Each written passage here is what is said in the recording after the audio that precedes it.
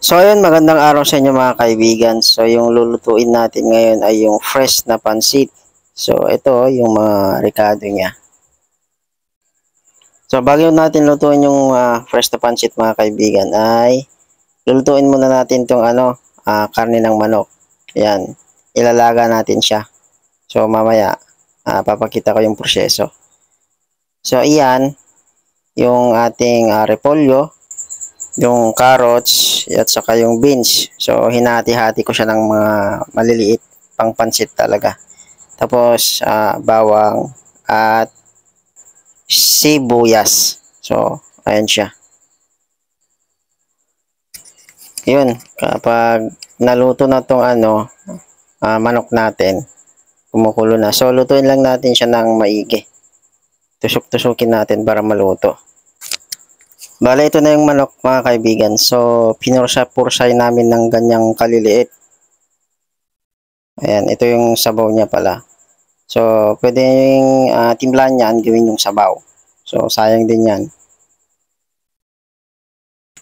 So, ito na nga yung mahiwagang natin, paryok. Ayan, lalagyan na natin ng mantika yan. So, alam niyo naman ako lang yung taga-video. So, lagyan na natin yung bawang. Tapos mamaya sunod natin yung laso na, sibuyas. Ayan. Mix. Saka natin lagay yung ating manok na pinursa-pursay. So, ayan yun siya. So, pagkatapos, lagyan natin ng patis, syempre. Para may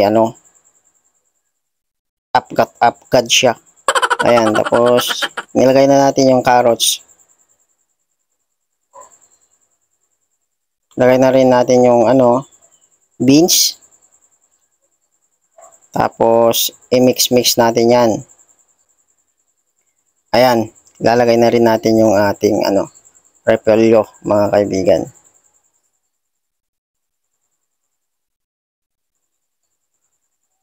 Bale, lutuin lang natin tong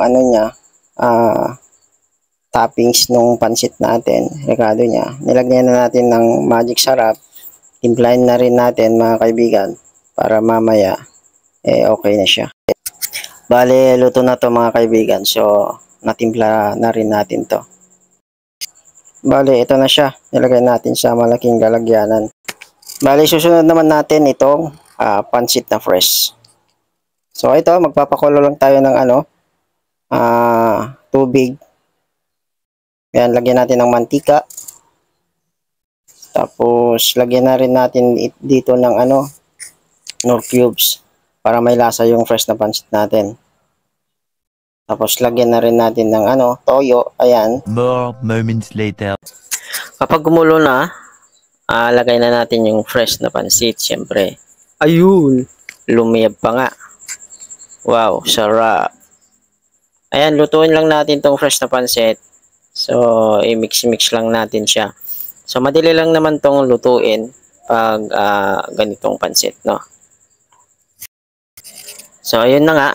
Once na naluto na yung pansit, mga kaibigan, ay ilalagay nyo sa malaking lalagyanan.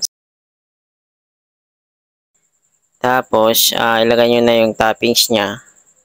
Saka nyo imekos-mekos. So, ganyan. So, gano'n lang kasimpleng gumawa ng pansit. So, hindi man ako ang tagaluto, ako naman yung taga-video. Balito na siya. Yan. So, kainan na naman.